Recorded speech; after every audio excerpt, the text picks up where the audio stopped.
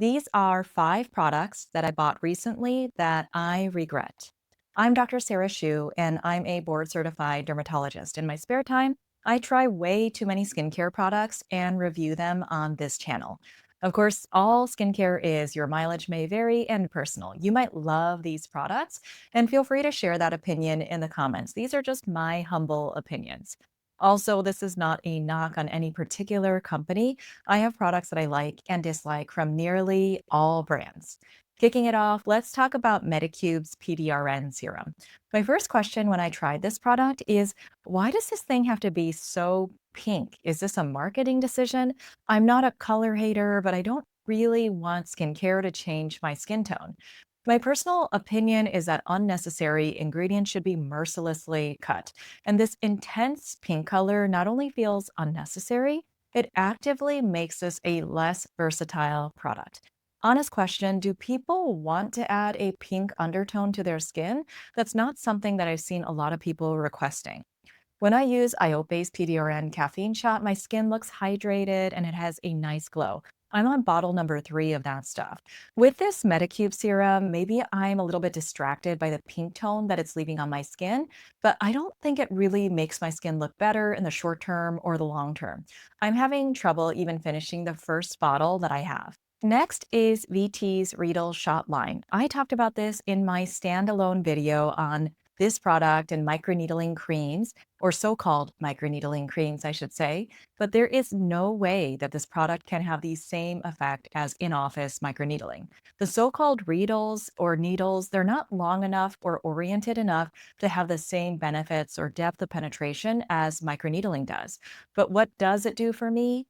Intensely irritate my skin. When I used it, I kind of felt like I was using a pokier version of a physical exfoliant, like St. Ives apricot scrub, which gets a lot of hate for allegedly wrecking people's skin barriers. But ultimately, this too just feels like a very fine version of a physical exfoliant. The friction from applying this to my skin resulted in some milia for me as well. For people who are prone to milia, I usually don't recommend products that cause friction or rubbing. This might be a little bit of an unpopular opinion. I know plenty of people out there love these Reedle products like this one or the Medicube exosome shot.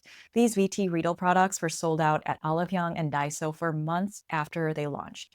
I'm just having a hard time understanding why, at a time when consumers are more focused on barrier repair than ever, these products that intentionally penetrate part of your skin barrier are so popular. I'm only on product number 3, but it's already my second Medicube product, Medicube's PDRN Booster Gel. Again, I'm not trying to insult any particular company. I just happened to buy both of these products recently and I didn't love them.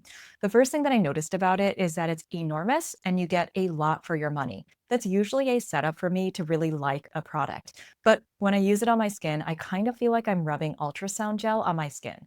After using it, my skin just feels kind of wet but not necessarily hydrated, just sticky. I used it both by itself and also with the Medicube Booster Pro device. Either way, it didn't really do much for my skin. Before I continue on to numbers 4 and 5, real quick, if you like this video so far, consider giving it a like or subscribe. It helps small channels a lot.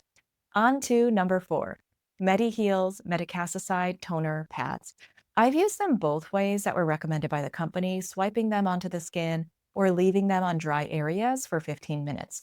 But either way, I didn't experience any improvement to my skin. For me, it's not moisturizing at all, and it just kind of feels like a waste of my time. I've also noticed that a couple of Korean skincare products that I've tried recently, like this one and a sunscreen that I tried, are really heavy on the rosemary. It's kind of overpowering. I don't really like to walk around and smell like an Italian kitchen. It would just make me hungry.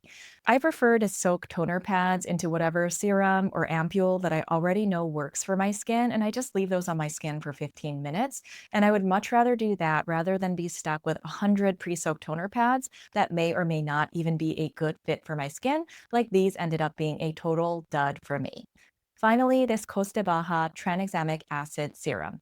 I've seen products by this brand featured a lot on Stylevana. The brand carries inexpensive products, and each one of their products typically centers around a specific active ingredient, kind of like the brand The Ordinary. For example, they have a vitamin C serum, azelaic acid serum, and also the product that I tried, which contains tranexamic acid. Tranexamic acid is super effective when it's taken by mouth for disorders of pigmentation, like melasma. But it has some undesirable side effects like blood clots, which can cause things like death and blindness.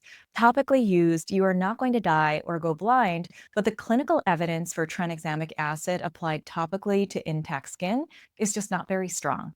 Even if the evidence isn't great for topical tranexamic acid in skincare products, it's still a popular ingredient in products that are advertised for improving skin discoloration and overall just promoting a brighter appearance to your skin. In any case, I still wanted to give this product a try. I used it once and I already looked bad by the next day. Bam, rosacea. Lots of redness, little pimply bumps, pustules. When this happens, of course, I immediately stopped using the product and went really minimalist and boring with my skincare products for a few days. I go over this in my skincare playbook videos because I mess up my skin a lot. But anyway, clearly this just didn't work out for me. That's it for 5 recent skincare products that I wasted my money on recently. Did you buy anything that disappointed you recently, or do you love some of the products that I hated? I would love to hear about it in the comments. Thanks for watching.